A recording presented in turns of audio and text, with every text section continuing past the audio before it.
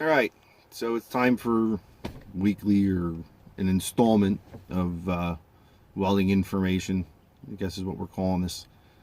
This week, I want to talk about some keys to business success, and first and foremost, it really it comes down to answering your phone.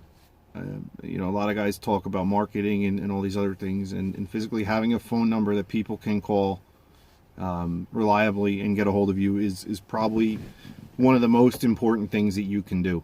Um, you know, there's certain things that go without saying. Obviously, when you show up to a job, show up and look professional. You're never going to be clean if you're a welder. You're going to get dirty. But you want to be presentable. You want to be wearing clothes that aren't ripped. You want to be wearing clothes that are, not beat to hell. Um, Show up and be professional from when you get there. Having a piece of paper printed out from your computer that has a company logo or a letterhead or something along those lines, just something to scribble a quote on that you can send a copy of and make your notes on, whatever you can do to create that presentation, because that's credibility.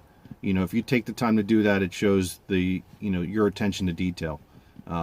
Welding is a business where yeah, you can lay a bead down, but if you're fixing something for somebody, you got to pay attention to detail. You're showing them from the get-go, from their initial impression, that you're attentive to details in your business, and that gives them confidence in your repair, and can't say that will win you more jobs, but that will give people an appearance to have confidence in you, which will make them more likely to select you to do the work.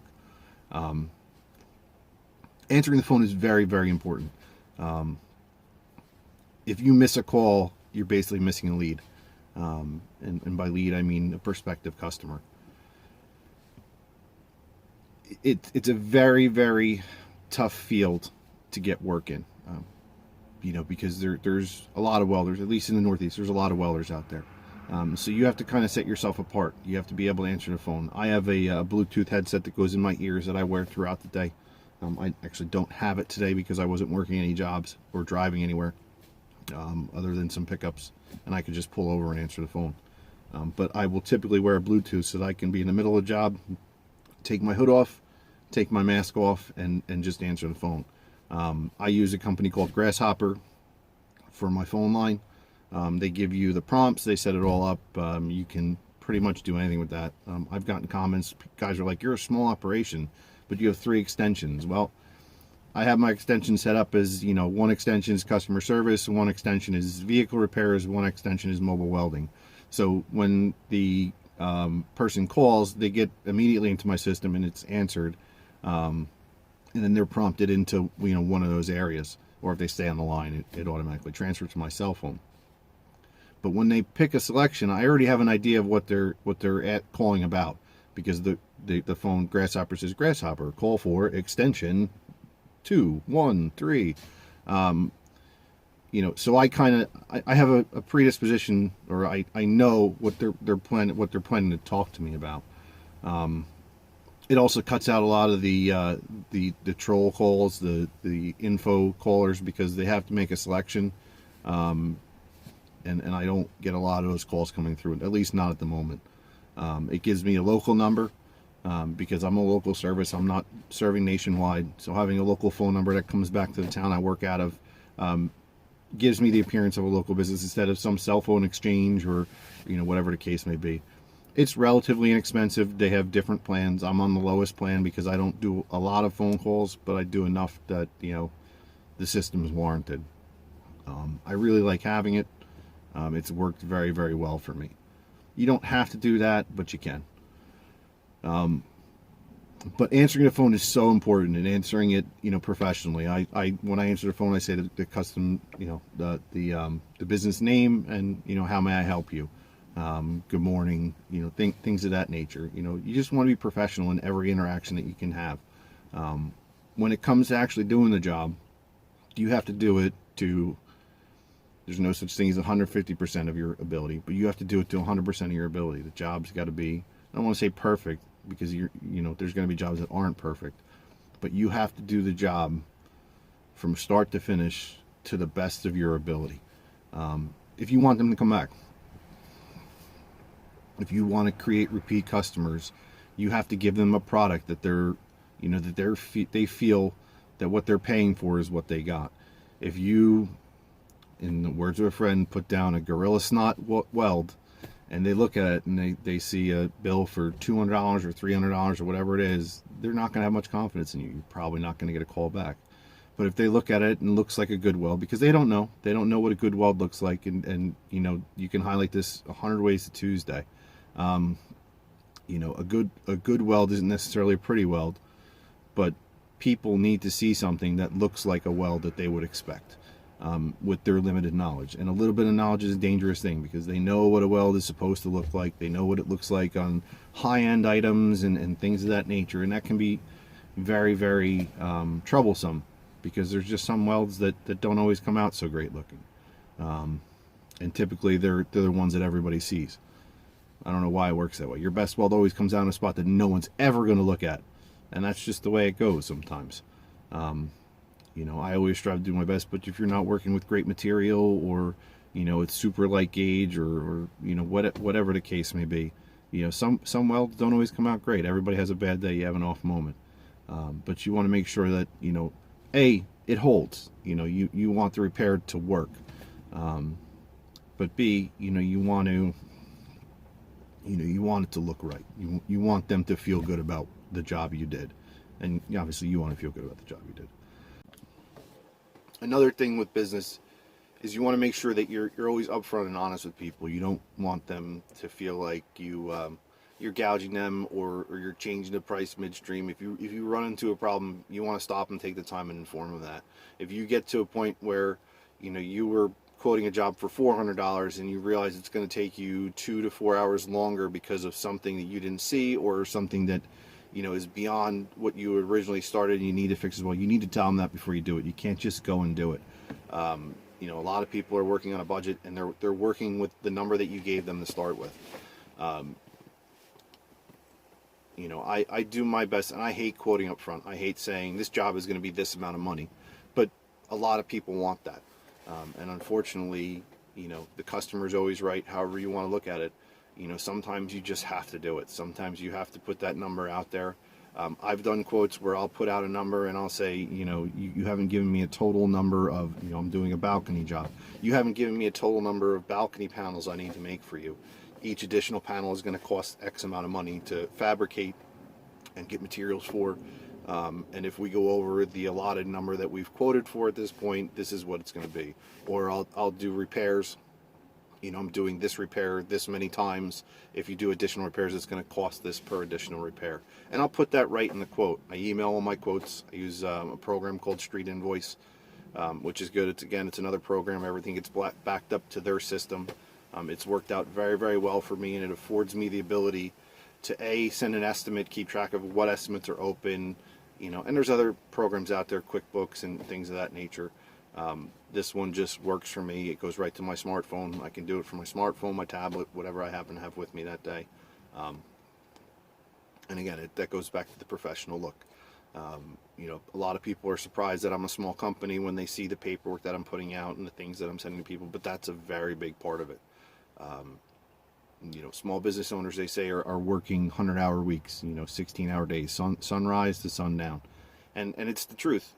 And a lot of nights I'll work well into the night just catching up on paperwork or quotes, or things of that nature. And it's putting that whole package together. That's how you win customers. That's the key to business. And let me take that back. It's not necessarily key to business. That's one aspect of being in business. What you present in that interaction is what's going to get you business in the big picture, because they're going to look at the package that you put together, and they're going to see that it's properly spelled. They're going to see that you checked it a couple times, that your prices are right, that the job they're looking to get done is described in the quote, in a way that they can understand it. You're not using mumbo jumbo. I'll put the process that I'm using in the quote so that it's clear to cover my rear end, but not so much for them. But I'll put out to weld, and then I'll put the process at the end, so that it's kind of like a note to me to remind me this is the process I quoted for, because obviously certain processes are more cost effective than others, and they have different values as far as cost on my end. But the key to business is being professional. It's being honest. It's being courteous. It's having integrity. and doing the job the right way and doing it to the best of your ability all the time. There are customers out there that are going to try and beat you up and look to get you down. Know what your bottom line is. Know the point where you're losing money versus where you're making money, and don't budge from it. I know guys that say, making $400 is better than sitting and doing nothing. And that's true to a point, but if you're losing money on, every front, it doesn't make any sense, because you have the cost of materials. And by materials, I don't charge for my electrode, I don't charge for my wire, I don't charge for gas. I have that all built into my hourly rate, because it's just easier for me to track that way. Otherwise, I got to figure out how many pounds of gas I use, average that out. It's just a lot more calculations to figure out a bottom line. So I figure out what my rate is, and my rate ranges from anywhere from $95 an hour, and this is welding only, from $95 an hour up to $135, $145 an hour, depending on the type of work. People are like, oh, that's crazy, that's high. I've had guys that want me to work for $65 an hour, and at the end of the day, I'm losing money.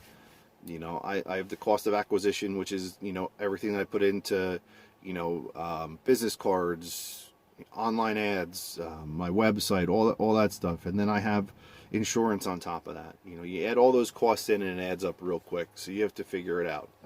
I've talked about this in other videos, that my break even is at a certain point, and that's an important part of it too.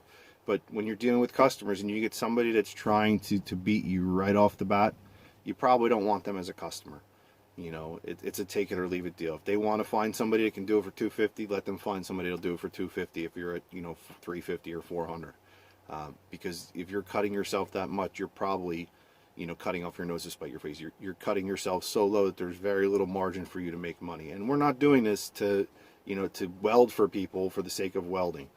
We're doing it for business. We're doing it to support our family. We're doing it to create a better future for ourselves, our kids, whatever your situation may be. So, to kind of summarize, I got the feedback, keep them to 5 minutes. I don't know if 5 minutes is going to be possible, guys, but we're going to keep them 5 to 10 minutes as best I can. To summarize, it comes down to, being professional. And that's what all those things are. Don't try and screw people over. Don't try and be, cute with people and crafty with them and try to get more out of them in the end. Be upfront. This is what it's going to cost. And if they say no, they say no. Move on to the next customer. And I know that's hard to do if you don't have a lot of customers. I know that that's not easy. I've been there. I've been in situations where I'm like, man, I really need a couple jobs this week. But doing a couple jobs for $200 still isn't going to make payroll for me. It's not gonna cover my expenses. And that time, my time away, that could be time that another phone call could come in, another quote could come in. It's going to make me more money in the end.